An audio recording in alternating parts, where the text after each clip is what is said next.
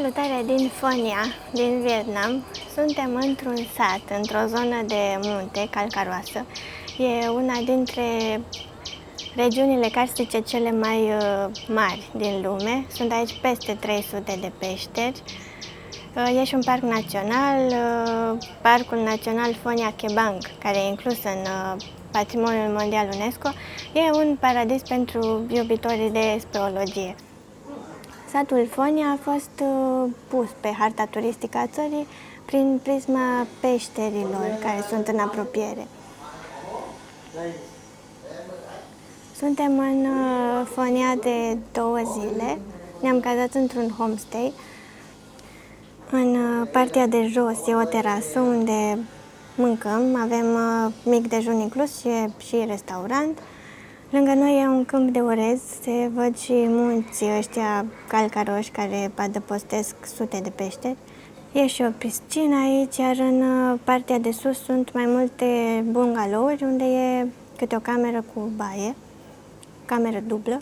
Vă arăt acum și cum e interiorul, cum era când am venit, pentru că acum avem toate lucrurile împrăștiate pe acolo. Plătim 80 de lei pe noapte cu tot cu mic dejun. Seara mâncăm tot aici la restaurant. Nu avem bucătărie, așa cum căutăm de obicei apartamente. Aici nu prea am găsit, așa că nu avem bucătărie, nu prea sunt nici magazine. În localitate e un singur supermarket, dacă nu mă înșel. O să stăm aici pentru o săptămână. Vrem să vizităm câteva peșteri. Acum ne facem planul, ne uităm cam ce tururi sunt, cam cum putem ajunge la unele dintre peșteri. Aici, aproape de cazarea noastră, e peștera Phonia, așa că asta ar fi prima pe listă. Ne prinde bine să ne plimbăm printr-un sat după ce am văzut atâtea orașe în Vietnam. Nu e gălăgie, nu e trafic. Dimineața se aud cocoșii și e plin de copii. Hello! Claxonat, nu putea să placă de mine. N-avea claxon, săracul, și striga. Hello! Sunt foarte mulți copii. Hello!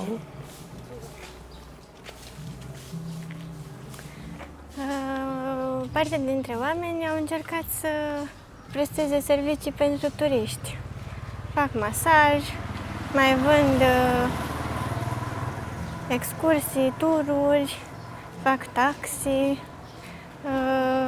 au amenajat câteva camere pentru cazare, au mici restaurante. Hello! Hello! Sorry?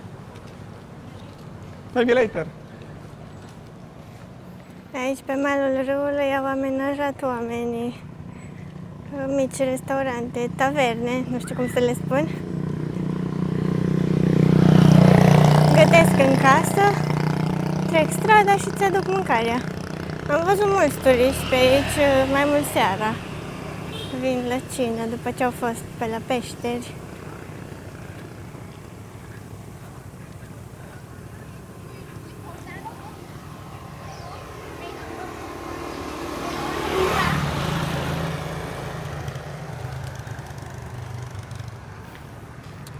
Dar cam asta e atmosfera în fiecare zi în sat.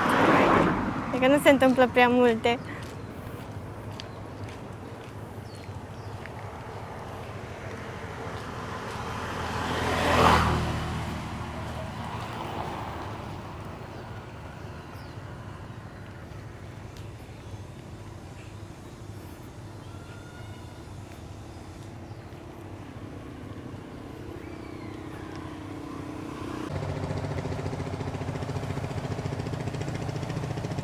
Trec o mulțime de bărci cu turiști care se întorc de la peșteră.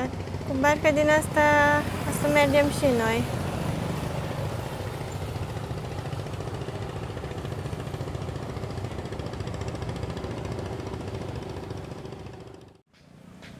Cazarea noastră e la 2 km de centrul localității, să zic așa. Acolo sunt mai multe homestay-uri mai mari, mai multe hoteluri, mai multe restaurante. Acolo e și supermarketul de care vă spuneam. Și în partea asta unde suntem noi cazați, sunt mai mult casele oamenilor și mici unități de cazare. Doar că nu am găsit cazare mai în zona centrală pentru o săptămână. Aici turiștii vin și pleacă, stau foarte puțin, o noapte sau două, cât să ajungă la peșteri și după care își continuă călătoria. Așa că noi, cum aveam nevoie de o săptămână de cazare, nu găseam. Dar a fost bine până la urmă, suntem mulțumiți cu cazarea pe care am găsit-o.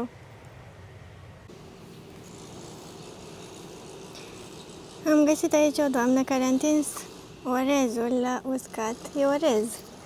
Orezul în teacă.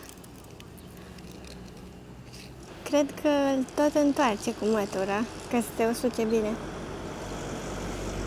Și am văzut în mai multe locuri din sat, așa, întins la uscat, dar nu știam exact dacă e orez, că nu vedeam de la distanță. Dar acum am putut să mă apropii.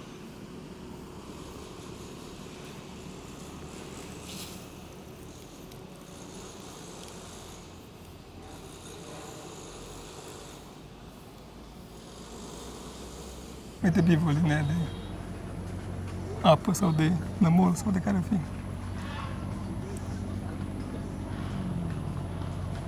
Deci au și vaci, au și bivol din ăștia, specifici zonei.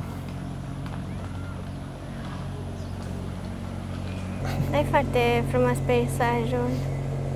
Da, peisajul ăsta de relief din ăsta karstic, care are aspect de munte, dar nu chiar munte, că cumva ești în altitudine joasă, nu știu cât e aici, 100 de metri sau cât e altitudinea față de nivelul mării, doar că au rămas formațiunile astea, care nu au fost erodate complet și așa cu pădure pe ele. Și în interior sunt sute de peșteri. Da. Am văzut și grote din alea care sunt uscate și poți să intri în ele, doar că ei nu prea au chestia asta cu trasee marcate sau... De exemplu, acolo în față nu e niciun traseu, să zici că poți să te duci să urci.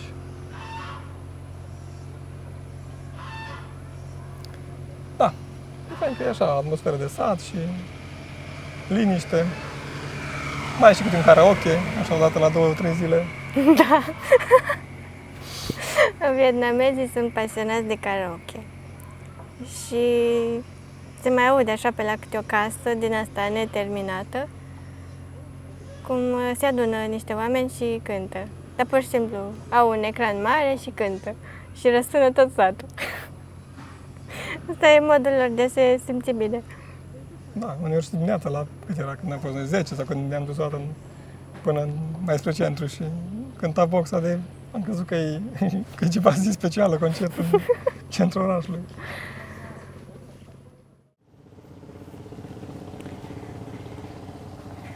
În dimineața asta mergem să vedem peștera Ponia. Pentru început trebuie să ajungem la un centru turistic de unde să cumpărăm biletele de intrare. După care va trebui să luăm o barcă, pentru că doar cu barca e singura cale de acces. Deci luăm biletul, după care ne urcăm în barcă și barca ne duce pe râu până la peșteră. Ne-am cumpărat biletele, costă 150.000 de dongi de persoană. Asta înseamnă cam 27 de lei. Și pe lângă biletul de intrare mai trebuie să plătești barca, care costă 550.000 de dongi, dar e pentru 12 persoane. Și asta face Lau acum. Încercăm să găsim turiști cu care să împărțim barca și din câte am văzut am fi în jur de 11, așa că o să împărțim costurile pentru barcă și imediat o să plecăm. Barca o să ne coste undeva la 8 lei de persoană. Haide! Că avem o singură barcă. Xin chào!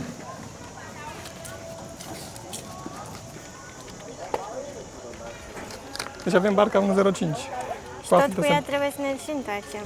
Da. Trebuie să ne ținem de aceiași oameni prin peșteră, să nu ne Păi amestecăm. altfel, cred că te poți urca și în altă barcă, că mai sunt care nu sunt pline, dar probabil că va trebui să plătești din nou. Și nu vrem asta. Acum... Și așa a durat un sfert de oră până ne-am găsit grup. Că trebuie să te descurci singur.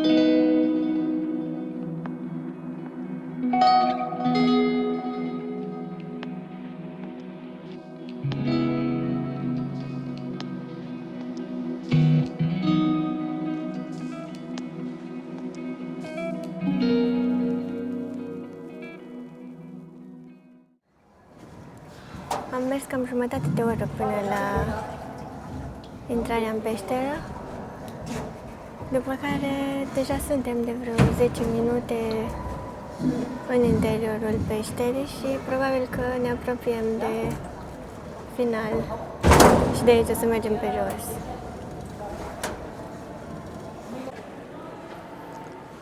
E foarte faină peștera.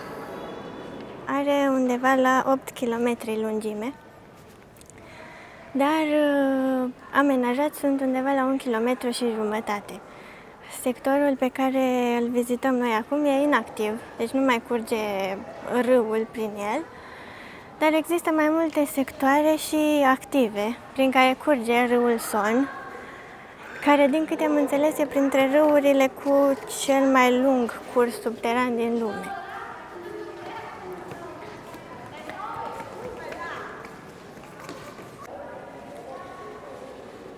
Trebuie să-l caut pe la ochi, m-am pierdut de el. E în elementul lui de fiecare dată când ajungem în câte o peșteră. Și mai ales una așa de mare și cu atât de multe formațiuni. Ce mi-a pierdut? Aproape. Ești impresionat? Da. Tot timpul când intru în peșteră sunt impresionat. Da, păi asta le spuneam, că ești în elementul tău. Wow! Cum arată. De acolo în Liege, ai văzut? Da, am văzut și eu. Mai poți să filmezi cu zoom? Da, încerc.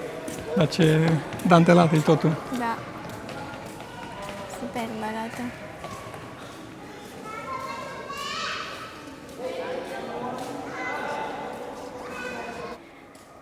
Dacă vreți să veniți în Vietnam și să vizitați mai multe peșteri, poate sunteți pasionați de speleologie, ar fi ok să veniți în sezonul uscat, pentru că în sezonul umed unele galerii se pot inunda și e destul de periculos, mai ales dacă vreți să explorați peșteri neamenajate. Și atunci, da, e important să vă planificați vacanța în așa fel încât să veniți în sezonul uscat.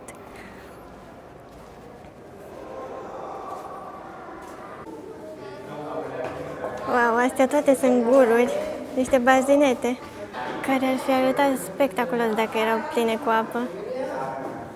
Dar tot e fain să le vezi și așa.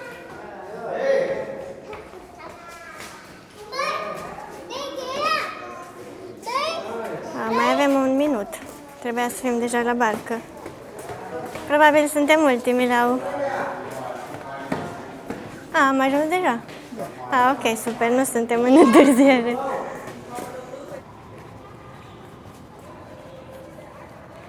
Ce țopă e ăsta mic?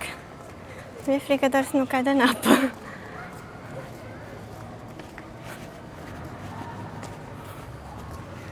Se pare că trebuie să urcăm scările astea, după care să ajungem pe partea cealaltă, la alte scări, unde ne așteaptă barca.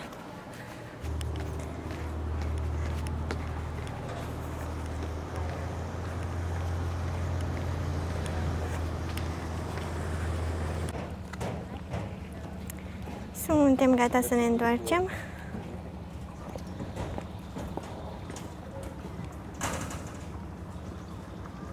Hai! Nu fi trist, că te mai duc și la altă peșteră. Da.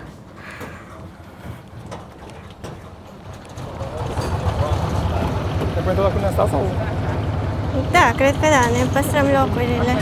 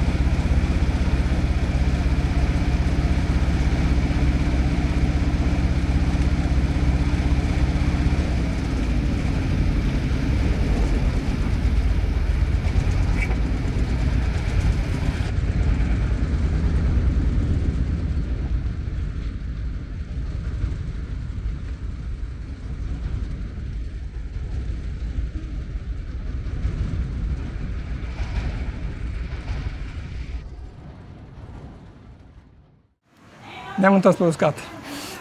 Acolo scrie 2 ore jumate, care dura tot cu plimbarea cu barca și cu cât ai timp să stai în peșteră, doar că, până la urmă, cei de la barcă, când îți dau timpul de vizitat peștera, zic cam 20 de minute, jumătate de oră, deci rămâi la 2 ore. E de înțeles că, până la urmă, din asta fac bani. Cât mai multe ture pe zi, înseamnă mai mulți bani și atunci, cumva e de înțeles dacă stau mult după tine. Mi-ar fi plăcut să stăm mai mult în peșteră, dar o să mai mergem încă într-o altă peșteră și acolo să fie mai multe ore în interior. Da, până la o să mergem pe cont propriu și atunci nu o să fim chiar atât de presați de timp. Încă ne facem planul. Da. Dar, per total, ne-a plăcut experiența, adică a fost interesantă și plimbarea cu barca și faptul că am mers porțiunea aia prin peșteră cu barca. Da, că a mers ceva și acolo... Nu ne așteptam să mai vedem și porțiunea aia de peșteră activă. Cu barca? Da. Când ne gândeam că o să mergem mai mult pe malul râului în peșteră, cum ar veni. O să fie amenajat și acolo e mare efort pentru ei, că e prins motorul la intrarea în peșteră și de acolo vâslesc, practic, și foarte greu. E o barcă lungă, din tablă, cu 12 oameni din ea, 14 de fapt, că da, suntem... Ați văzut că la un moment dat a devenit decapotabilă. Da, da, ca să poți admira... Când am intrat în peșteră, da. Acum, partea asta cu faptul că merg cu bărci cu motor care consumă combustibil, nu știu cât e de ok pentru ecosistemul de aici, având în vedere că apa ajunge cumva și în peșteră, doar că probabil că de asta nici nu folosesc motoare în interior, pentru că apa curge dinspre peșteră, înspre gura de vărsare, deci în amonte spre... Și atunci cumva probabil că ei se gândesc că nu intră atât combustibil din apa râului în peșteră. Și e de apreciat faptul că în modul ăsta le-a dat la oameni de lucru, adică cam toți localnicii trăiesc sau câștigă din activitatea asta legată de peșteră, fie ca o barcă, fie că merg cu taxiul, fie ca un restaurant și cazare. Da, pentru că dacă nu ar fi fost cadrul ăsta natural și atât de multe peșteri, nu s-ar fi făcut deloc turism aici. Pentru că nu ai altceva de făcut în localitățile astea din zonă. Da, dacă vedeai orezării și formațiunile astea, cum să zic, la suprafață, da. Dar... Astea le mai găsești și în alte zone ale Vietnamului. Da, și activitățile astea la peșteri de aventură, în care mergi cu caiacul sau mergi practic în peșteri neamenajate, înseamnă foarte mulți bani, adică de la 200-300 de euro în sus, până la 3.000-4.000 de euro am găsit pentru un tur. Deci, vă dați seama cât înseamnă asta pentru venitul din Vietnam, să zic așa. Și da, merită să... Deci dacă ajungeți în zonă, sau și dacă nu ajungeți în zonă, puteți să vă puneți pe listă Făunia ca și zonă și peștera, pentru că așa combinat cu, cât am plătit? 36 de lei, deci undeva la, cât vine asta, $6 jumătate. Păi a fost 27 de lei biletul și încă 8-10 lei sau cât ai ieșit până la urmă? Pe 200.000 de dongi, deci asta vine 36 de lei. A, ai plătit cu totul? Da, barca tot. Și biletul, da. Da, 36 de lei, deci undeva la, cum ziceam, cred că sunt vreo $8 pe acolo undeva, cred că vine. Așa că rămâneți cu noi în continuare pentru că va mai urma încă o peșteră, cel puțin o peșteră. Dacă te-ai mai dus în zona asta, trebuie să vezi mai multe peșteri. Da, da. Da, ideea e că toate sunt amenajate și trebuie cumva să ajung la ele și nu prea e transport în comun și... De asta încă ne facem planul. Da. Oscilăm între a lua încă un tur, dar de fapt n-am mai vrea un tur pentru că vrem să fim cât mai independenți cu timpul. Independenți, da? Și probabil o să căutăm un taxi care să ne ducă și să ne aștepte și să ne aducă înapoi. Da, încercăm așa. Sau un tur cu 2 peșteri într-o zi, care să fie mai de o zi întreagă și atunci... Da. Sau poate găsim pe cineva cu care să împărțim taxi. Da, o să vedem. O să vedem. Da, cum mai sunt oameni care caută să se grupeze.